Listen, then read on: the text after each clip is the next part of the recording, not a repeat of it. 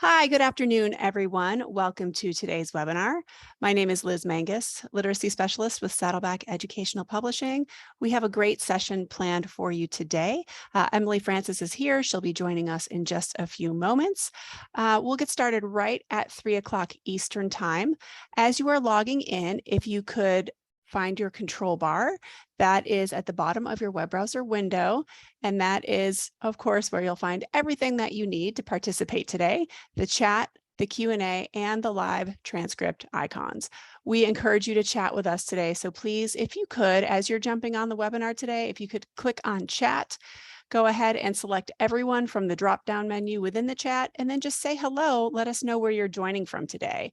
If you forget to select everyone, not everyone participating will be able to see the comment. Just a few of us, like me and Emily, will be able to see it. So please be sure to select everyone. If you have questions as we go throughout our presentation today, you can go ahead and put those in the Q&A area, and we will do our best to get to those. And if you would like to take advantage of subtitles, you can go ahead and click on Live Transcript and then select Show Subtitles. We are on Twitter. Please follow us. Saddleback is on Twitter. Of course, Emily is on Twitter. I think we all know Emily is on Twitter because of her great content, and that's how she communicates with so many of us. Please be sure to go to Twitter, say hello, let everybody know that you joined us for this great conversation today, whether it was live or maybe you're catching the recording a little bit later. Whenever you get a chance to engage with this content today, say hello, let us know. You can find us on Twitter. All right, let's see who is here. I'm going to open up the chat. Hi, Robert. Hi, Sherry. Good to see everybody. We'll have people jumping in soon, I'm sure. All right, we'll get started in just about 2 more minutes. So as you are logging in, everybody, please go ahead to the chat and say hello. Choose everyone from the drop down and let us know where you're joining from today. Hi, Millie. Welcome. All right, so far we have 2 people from New York. How is the weather? Is it officially feeling like fall in New York, in your part of the world? It is here. I definitely feel like the seasons have changed here. Let me know, Robert, how's the weather in Long Island? I'm sure it's probably cloudy and cool. Oh, low 70s. That's not bad. That's pretty good, actually. Hi, Sarah from Louisville. Good to have you on. Hi, Beth. Yeah, Robert, I thought it was here. I was imagining that it was like already snowing up there. Of course, it's not already snowing up there. That's ridiculous. Not yet. All right. So we are just about set to get started. Oh, thanks, Sarah. We're excited that you had a chance to join us today. All right, well, let's bring in Emily because we are about to launch this great conversation about connecting through stories. There she is. How are you today? Great. Just getting off work and rushing here to meet you all. Good. We're excited to see you. It's just about time to start. So let's formally launch the session. Our topic today is connecting through life stories. We all know Emily. She's going to share a lot about herself today, but I want to give a proper introduction, just the basics. So she is a nationally recognized English as a second language teacher at Concord High School in Concord, North Dakota. Good grief. Give me a cup of coffee. It's North Carolina. Okay. North Carolina. So you're still at Concord High School, correct? I am. All right. So that's where she teaches. She has a new book coming out. Definitely looking for it. Is it out already or is it next week? Yeah, Out. it's out. Yes. Yes. Love it. I can't wait to read it. And just kind of to set the stage, her focus is to inspire students to dream more, learn more, do more, and become more. We're so excited to have you today, Emily. Thank you so much. I'm going to let you take it from here. Thank you so much for being here. Oh my goodness, thank you so much. It's always such a thrill to come here to Saddleback. And, you guys are always presenting great sessions and great seminars. So sometimes when it starts at 3 o'clock, I'm on my way to get my daughter from school and I'm at the car line listening to presenters. So it's always great to connect with other passionate teachers who all they want is just to gain strategies and ideas to better serve our students. So that's what I'm doing right now. Really, as I share with you, I'm also learning from you. So let's connect. Let's continue in the chat. Let's continue through social media. Like Liz said, I'm huge when it comes to social media. I love having those platforms to be able to share what I do professionally and what I do in the classrooms with students. So yes, I'm teaching at the high school level right now, but I had elementary experience teaching English as a second language. So if I can help you with any of those levels, I'll be happy to connect with you. So I do have a presentation for you today. So I am going to have to share my screen because I always love to show images as I share my presentations. And of course, happy Hispanic Heritage Month. So I hope you can get the gist from my slideshow that I love all these colors, all the Latinx love that we're getting this month. And of course, it should be a celebration that carries on all year long, not just this month, but let's take it for this month. Learning and connecting through life stories is the session that I have, the title that I have for you today. And of course, you'll see a picture of my book right there. It's been out for a month and I am amazed of all the feedback that I'm getting from all the teachers. So hopefully I can share with you some tips things that you can find in my book and encourage you to probably get it for you and your students. I love this. Look at this. Now I can say author and ESL teacher. I'm so excited. So thank you for sharing that excitement with me. So of course I don't want to jump into the storytelling part. I know the idea is for you to walk away with some ideas for storytelling for your students.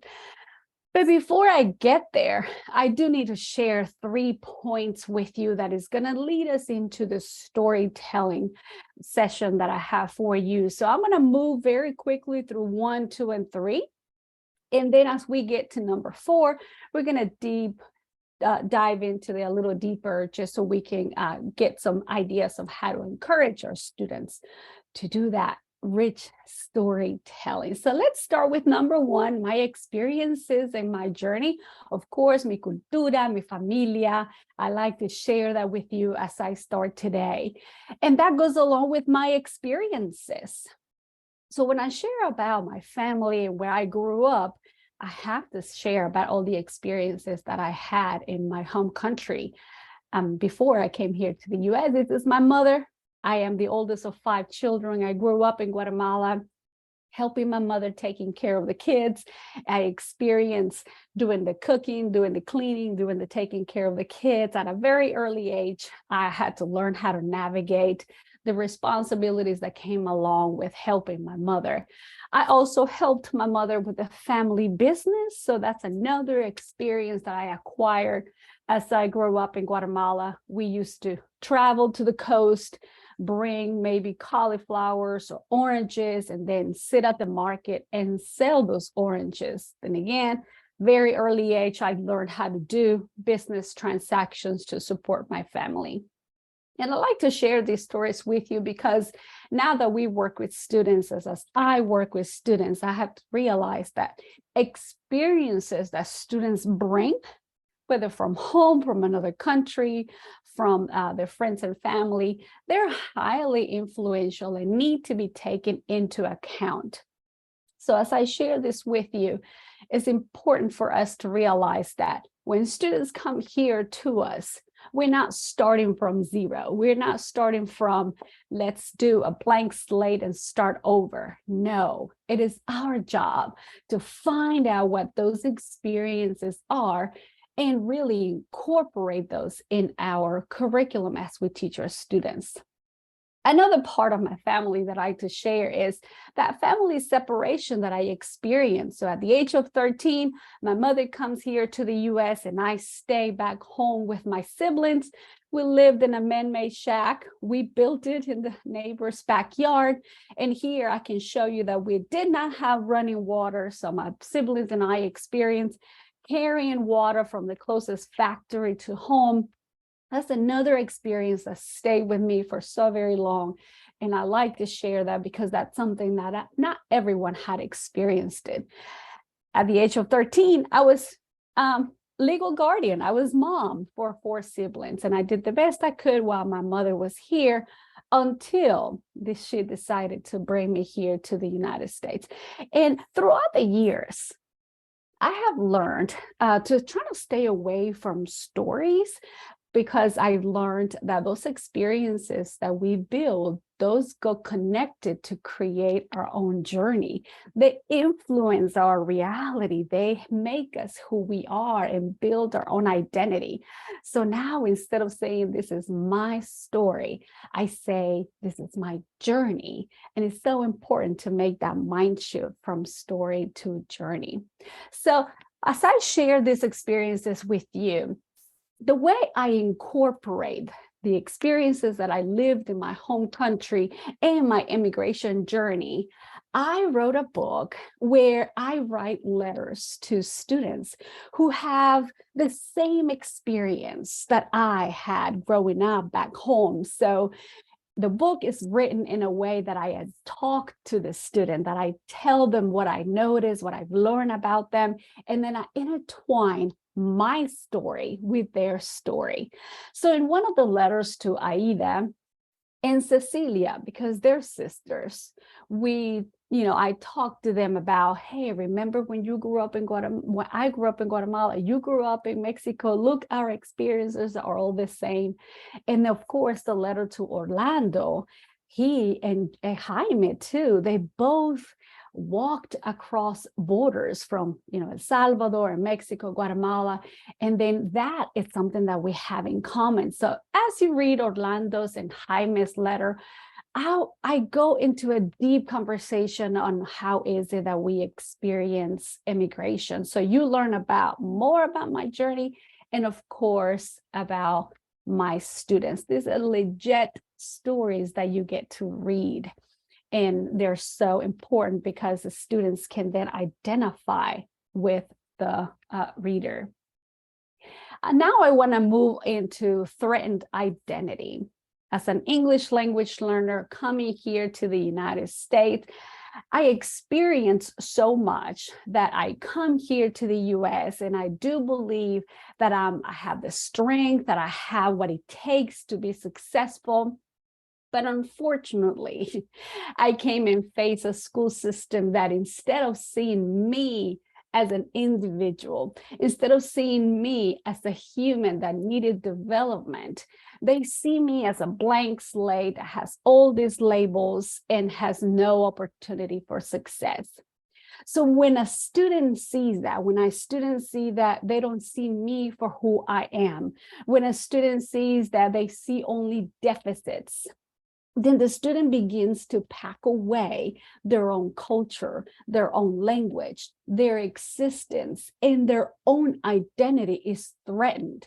You feel that you don't exist because your identity is not identified, it's not recognized. And that's really, really scary, because and then we leave those school systems or those campus, and then we face society. And what happens when we face society and we have not really been recognized for who we are, we're dysfunctioned. Our students become part of a society where they don't function fully with their full potential.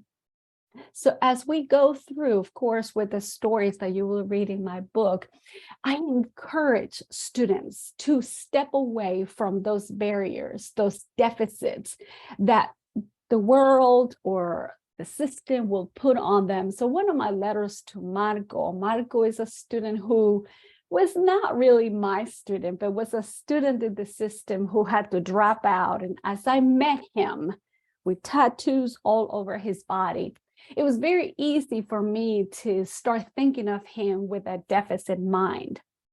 But I get to know him, and I learned about his experiences, how he loves his family. Then I encourage him to be who he is, and that the decisions that he was making was the right decision for him and his family.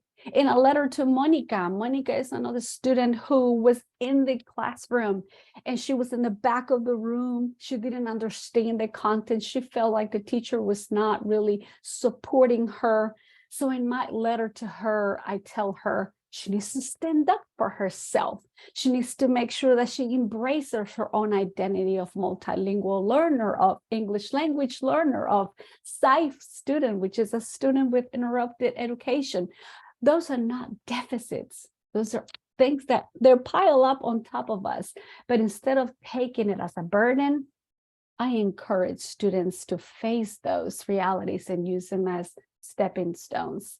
And of course, the epilogue is a letter to all students in general. And I do encourage all students to really take out of that backpack anything that they have packed away. Whenever we are told that we don't matter, that our language doesn't matter, that who we are does not matter, instead of packing it away, we need to pull it out, embrace it, and accept it. Now I want to move into healing spaces and opportunities. We as teachers have the responsibility to create a space where students can heal. When I walked into the school system, I needed that space. I needed a person who can say, tell me about your experiences. Tell me what you have lived. Tell me what you went through. That's what Angie Power did.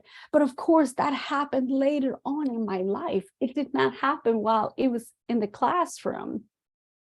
And so that made me realize that we as teachers were given that key to our classroom, right? I have my name tag and my key that allows me to walk into those four walls that I was given to teach students. And of course, we get a paycheck to teach that content, right? And we do well about that. But we need to move beyond that content and really unpack everything the student had put away to make him realize that they can do everything, just like I was able to recognize it. Of course, once I went into the classroom, I started embracing the opportunity that I have, which is to advocate and to protect students' identity and individuality. This student here will come into my classroom. He wouldn't talk. He wouldn't see me eye to eye. He was just so shy. But as we get to know students, as we begin to advocate for their strengths instead of the deficits, students begin to open up. Students begin to share who they are. And I strive to make sure that I do that every day that I'm on campus. So in my letters, of course, when it comes to healing spaces and opportunities, a letter to Monica. Monica was given the opportunity for her to work in home language. She felt like she was an ignorant. She felt like she didn't function. But as she was given the opportunity to work in home language, she was able to show her full potential. And my letter to Raquel, of course, she was a little, como se dice en español, a little creída, a little show off. She didn't want my help.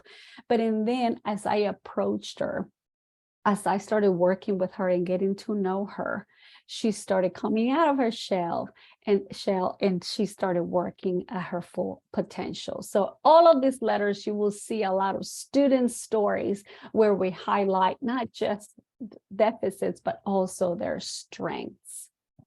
So I think I did that in about 15 minutes. Oh my goodness. Liz, is there any question that we can address before I move into my storytelling part? Because this is going to get deep. I would love to address anything that needs to be addressed right now.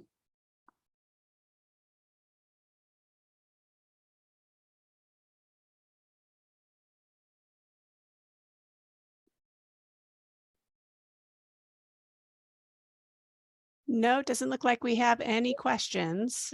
That's fine. Oh, wait, one just popped up here. One popped up. Okay. Okay, see, Robert asks, This is about common errors that Spanish-speaking English learners have with their writing. Should we be taught and have awareness, but necessarily? Okay, we'll come back to that at Yeah, the end, Robert.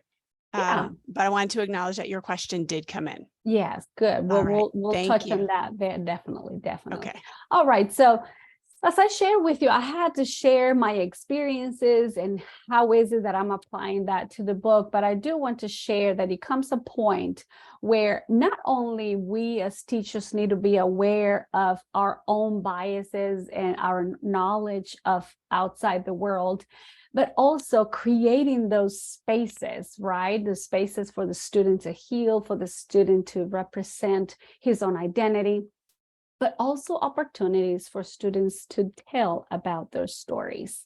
So we can get in an argument right now if you want, but I have heard comments about don't ask students about their stories, don't mind their business. I'm here to tell you to please mind their business. I'm here to tell you to please ask for their stories, because I was in a place as a 15-year-old where I really wish the teacher would have given me the opportunity to share about my experiences, and that opportunity never came. What happens when a student is given the opportunity to tell their story is that you are validating their own experiences. And when we do that, the student feels like they're valued, that they're important, and that they belong in the classroom. I like to take this quote here from, of course, the resource Reimagining Migration. We all have a moving story. And when it comes to a moving story is we've moved from one place to another. Maybe it's not immigration, maybe it's not migration, but you have moved from one place to another. So we all have a moving story. And I love using Reimagining Migration when I help my students tell stories, because it provides a very simple framework. It starts with moving stories. You tell students stories about immigration, about other people who have experienced migration. And then the student comes to a point when they understand what it is to be immigrant, what it is that you have experienced. And of course, then there is that turning point. And I do have access to all of the resources here for Imagining Migration, so you can access that.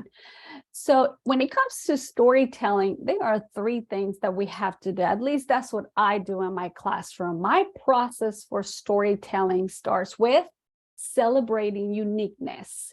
And that's when students hear about their own experiences through literature. And then they transact with the text, which we're going to go a little deeper on that, but they interact with the text. And last, they take action. And that action comes either telling their story spoken or writing the story. Matt de la Peña said, "It's incredible empowering to see yourself as the hero in a book. Nothing can replace the unspoken validation a kid feels when they see themselves on the page. It confirms existence." I'm going to stop sharing right here and go back to you so you can see me instead of the actual PowerPoint, because I'm going to show you a few books that I personally, when I open them, it reaffirms my own identity, and how beautiful it is to say, oh my gosh, this book is about my country. This book is about a 15-year-old who is going to high school and is feeling all stressed out. And then I open another book, and these books are from the Saddleback Kid, the newcomer kid, and this one is called Found. And when we open the book and we begin reading these books in class, we realize that this kid's being adopted because they were in a refugee center. And then my students kept saying, oh my gosh, that's like me. I was in a refugee center. And the student begins to feel like their stories are important. The Day You Begin is a very simple story, a picture book that tells about a girl who doesn't go to Paris, doesn't go to China, doesn't go out of the country for vacation, but she stays home to take care of her siblings. So personally, when I read this story, I started thinking, so what I used to do back home, taking care of my siblings, is worth being in a book. So that means that my story is also important.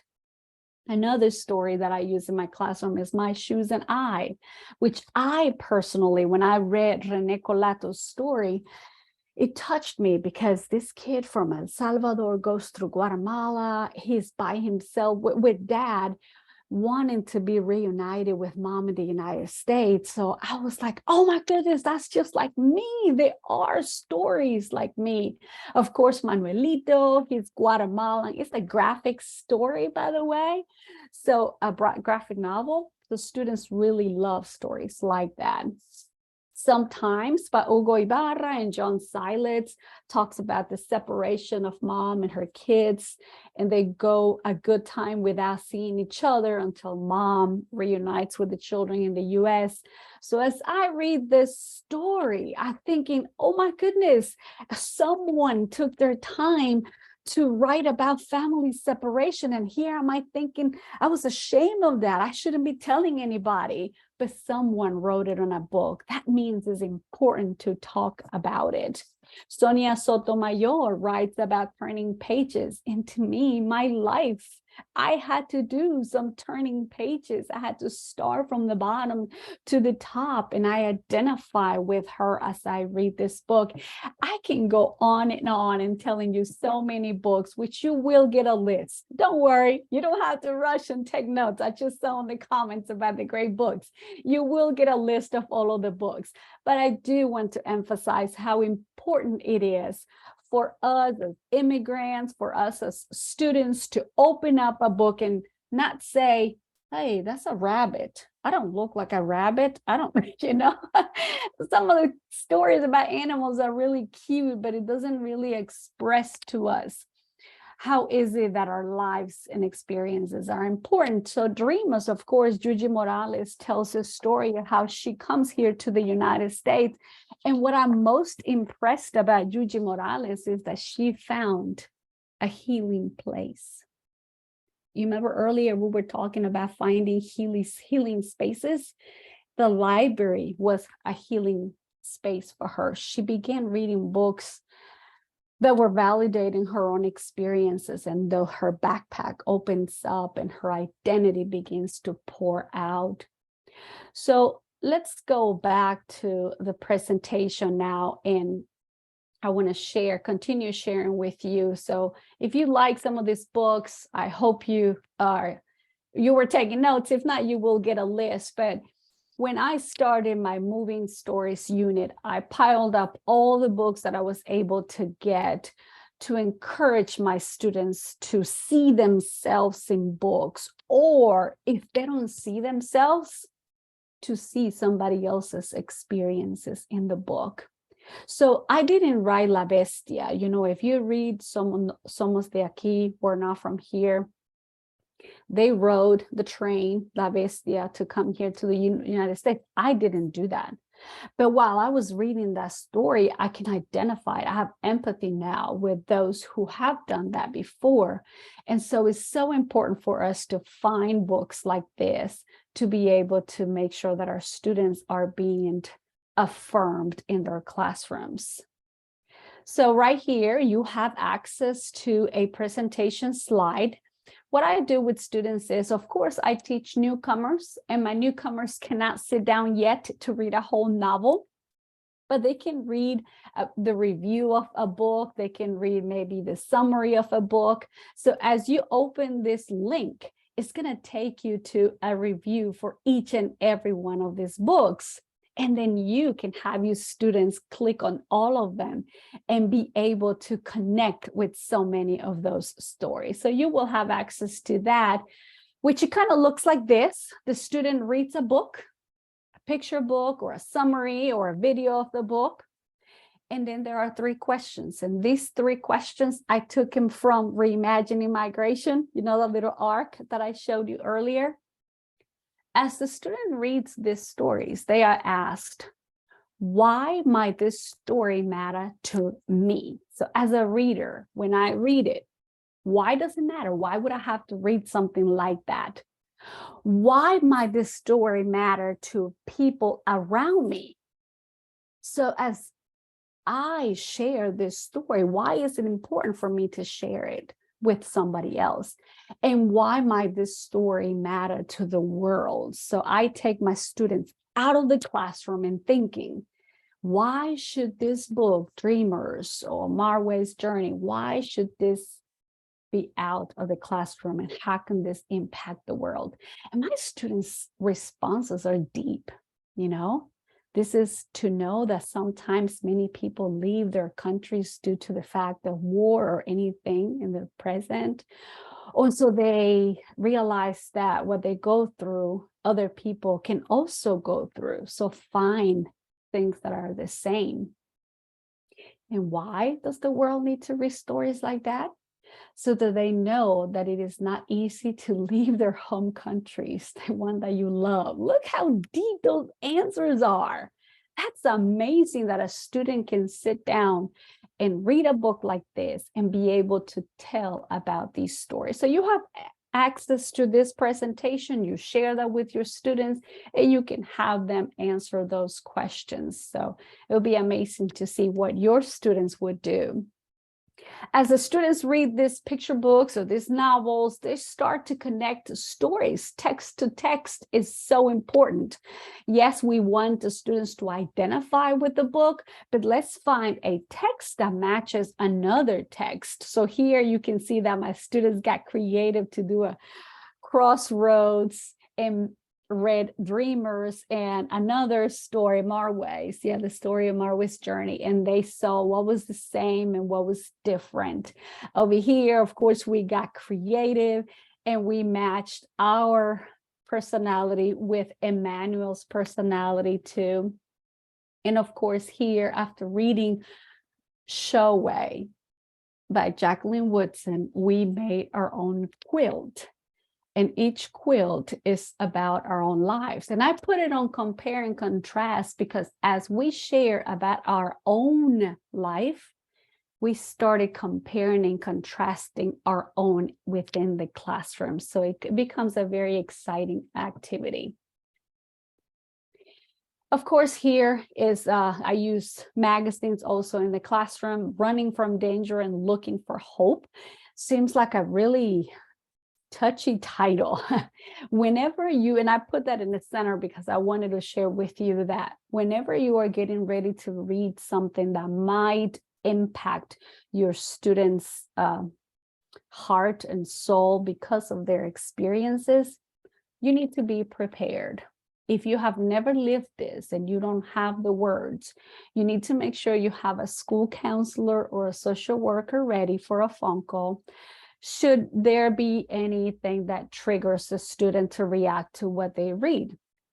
And I share this just because when we were reading Running from Danger, a student who had not been able to share anything about her experiences coming from Honduras, after reading this, she just started crying in the middle of the lesson because she started remembering everything that had happened to her. So it's so important for us to be aware that some of the things might trigger as you share these stories, but please don't be scared to offer text like this for students because they need to see that these experiences are worth being in the text. And of course, here's the essential question that one of my Twitter family share with us is how do our personal stories influence how we fight for justice? So here, of course, as we read that we belong in books, that our stories are worth being told, how then can we fight to make sure that there's justice for us in the classroom, on campus, in society? And so the students interact with the text. So that's what I call transact. And I read it in a book too. I should have quoted that book exactly. But as the student begins to read, what differences can I make in the world? And I love here how my students are interacting with the text. You know, he changed his name as his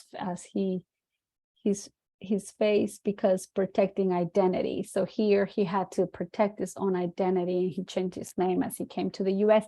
And I always like to share this. You have access to this link through National Literacy Association. My students published their own stories, and they were able to be published in an international magazine. I want to share with you also this free resource. I did put together many lessons that you can bring into your classroom. Some of them are already done for you. All you have to do is change it up a little bit for your class. Some other ones, it gives you an idea of what to do. You have to come up with the lesson, but we all have different students. So try to make sure that these lessons are toward your students' identities. So click as you go through each one of them. Please make sure you make a copy of this Canva. That way you don't change my original, but it will give you many lessons when it comes to providing resources for your students. My book, of course, has a learning guide. So as you purchase the book, or if you have not purchased the book, I encourage you to get it. And you have access to a free learning guide or a teacher's guide, not only with resources, but also questions for each of the chapters. So if you want to do a book study with your students, you already have some lessons there. South Carolina is already doing a book study, and they're using some of the resources in the teacher's guide. You have a link here where you can obtain the book, and you can also download for free the teacher's guide. And that's where you will find, if you go all the way to the last page of this teacher guide, you have a list of all of my books, even the ones you see back here behind me. I'm a huge reader, and I do believe that through books, through literature, we can not only change our own perspective if it needs to change, but also encourage our students to see themselves in books and also see somebody else's experiences as well. All right, so this is all I have for you, but I would love to answer any questions that you may have, whether it's from my book or any of the lessons that we shared, I share with you. Yeah, we'll give everybody a chance to enter their questions either into the chat or the Q&A. I wanted to go back to something. You touched on it a little bit earlier. Where is it? Somebody had asked about students maybe not wanting to share too much, and how do you handle that? Was it Sherry?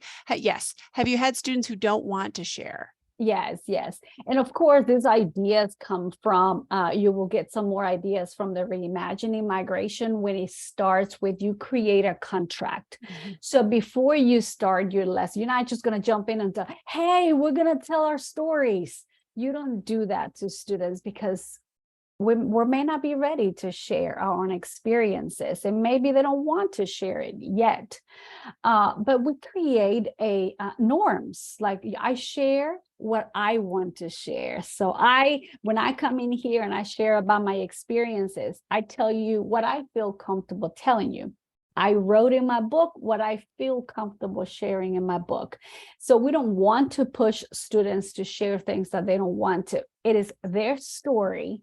It belongs to them, which means we have no right to change who they are. And so I've had students who don't want to tell me, which is fine. But as long as they see that they are accepted for who they are, that they are validated for who they are, I think that's what matters. That they feel like you are hearing them, like you're ready for them whenever they are. Thank you. Dina says, did you say there's a book called Bus 17 and a book called Found? Yes, those are Saddleback books, and they come in our Welcome Newcomers box set. So not necessarily available for individual purchase, but you can get those in our Welcome Newcomers kit on Saddleback. And that kit has many of them. Those are just two of the ones that I was able to pull out. But the newcomers kit has so many topics that the student can open up and say, oh, that's me. Even the one that tells about the experiences for the new school, and it has the school rules. The students are like, I got lost because I didn't have a schedule. So those books are just amazing for students to have that interaction. And when it comes to storytelling, it doesn't have to be an immigrant story. Let me go back and tell you just a little bit of story. Remember when I mentioned I was selling the oranges and I was at the market? Well, to me, that was just a lived experience. But then in the classroom, as a high school student, when the teacher began teaching economics and he was talking about supply and demand, I knew what that was. Like I wanted to raise my hand and say, can I share what it was to sit in the market and sell those oranges and ask people for the money that I needed so I can go home and buy bread for the family. So sometimes those are the stories that can come up in the classroom. So I encourage you that it doesn't matter what content you teach. You can be teaching math, social studies, earth science, biology, physical science, something. There's got to be something where the student can say, I know about this. And that in itself is storytelling. Great point. Sarah wants to know, first of all, she says, thank you very much. And do you have any resources to share around trauma-informed teaching strategies? Well, I mean, not books. To me in itself, I personally have used literature. I have found books like the one I was telling you about, No Somos de Aquí, We're Not From Here. I literally closed the book and cried. And that to me is a process for healing. When you talk about trauma, when you talk about, what the student is feeling, literature can be a huge healing process. So of course, guidance school counselors can be a huge help. Sometimes we don't use them enough in our classrooms, and we should, especially with our immigrant students. If we don't know what they had experienced, we need to bring professionals into the classroom so the student has that space and that community of support.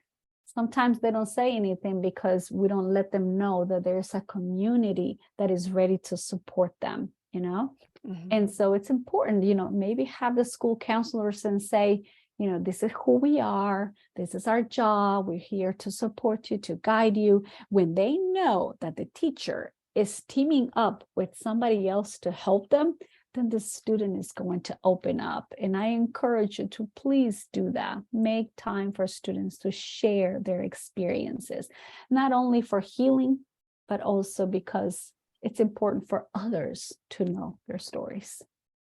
Thank you. Sarah says she agrees. They need opportunities to see themselves in stories and to tell their stories too. Yeah, absolutely.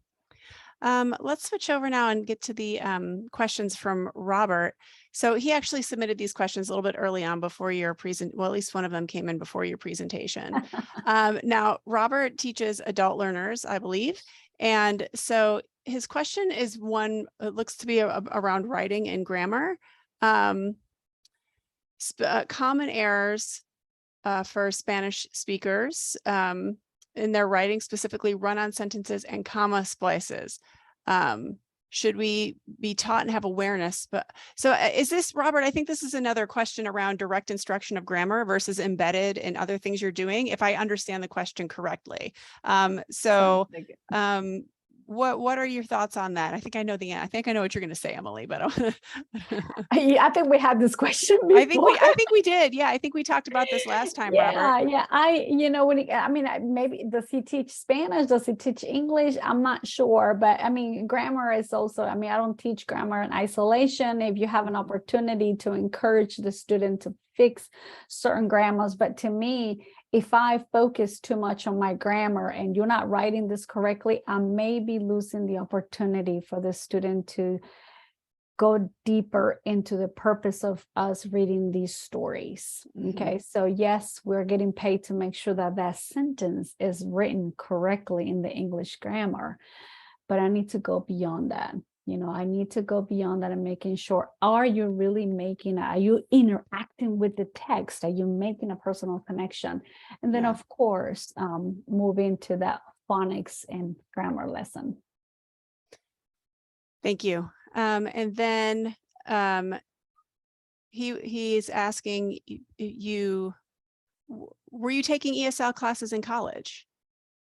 No, I was not, because Oh, remember, wow. I placed out of ESL in high school.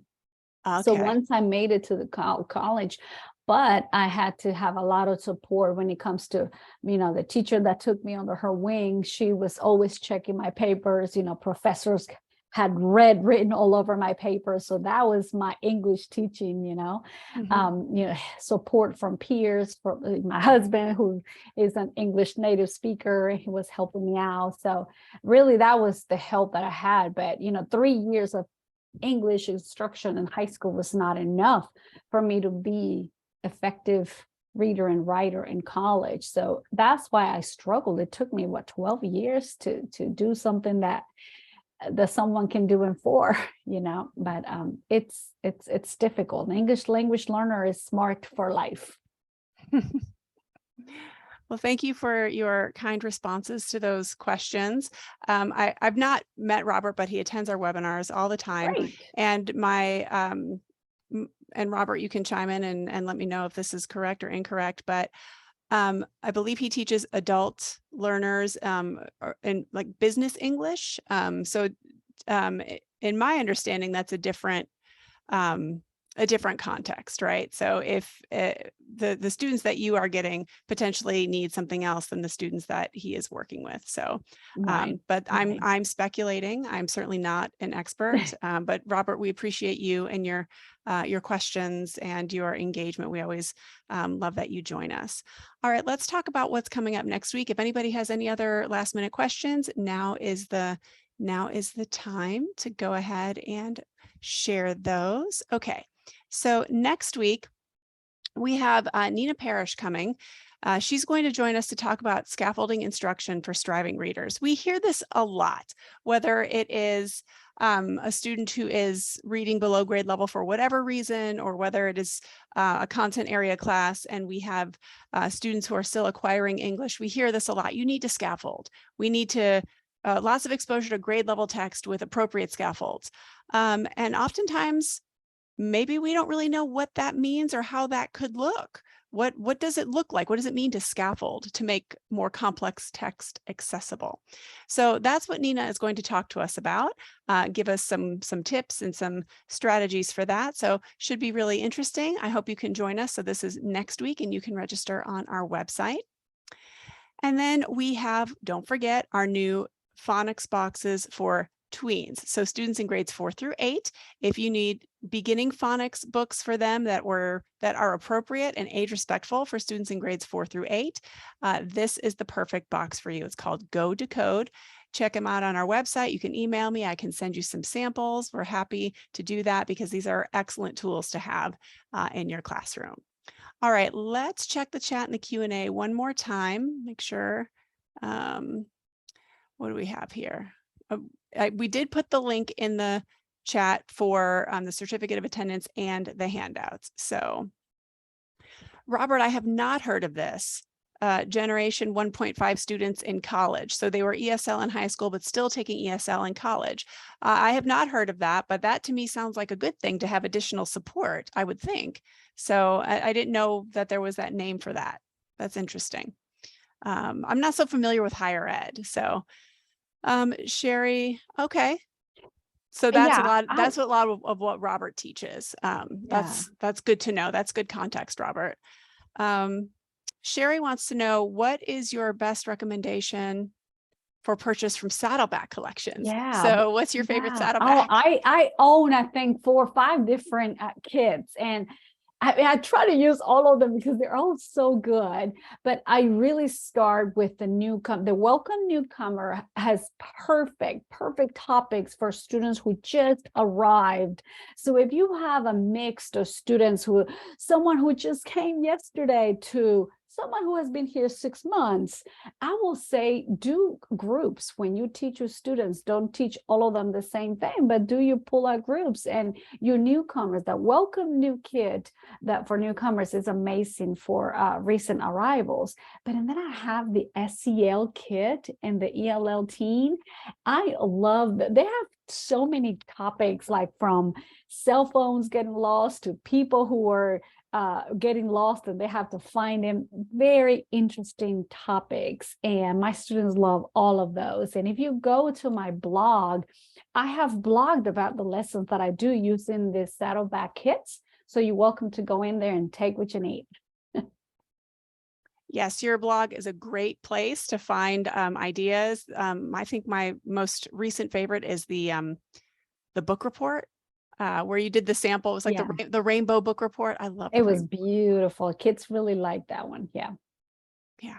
All right. Let's see. Links to the recording and webinar resources will be sent in a follow-up email later today. So don't worry about that. You will definitely get those. And any other questions? Let me check. No, I think we are all set. Thank you so much, Emily, for Google Slides. Can I share the Google Slides? I know you guys can. share like a PDF presentation, right? Yes. I'll be happy to. Yes, Yeah. if you could, the links in the PDF should be live. But some people can't get them to work. So now that you're done with the slides, it might be good for them to have that. There they are. So you're welcome to make a copy of the slides and share with me what you take. I would love to find out what's going on in the classroom. I'm here to learn from you as well. And again, Saddleback, thank you so much for having me and giving me the opportunity to share. And Liz, do I need to send you a book? Yes, please. I would love to. Absolutely. Hold on. I want to make sure that this link gets sent to everybody. Is this right? I think this is it. Okay. So I just resent the Google Doc link to everyone. So everyone should have that now. And if you have any other questions or need some help with accessing the links in the documents, I can help you out with that. You can just email me and we'll help you take care of that. Emily, thank you so much. I would love a book. I can't wait to read it. And we'll look forward to having you on again in the future. Thank you so much. Have a good day. Thank you. Have a good day, everybody. Bye.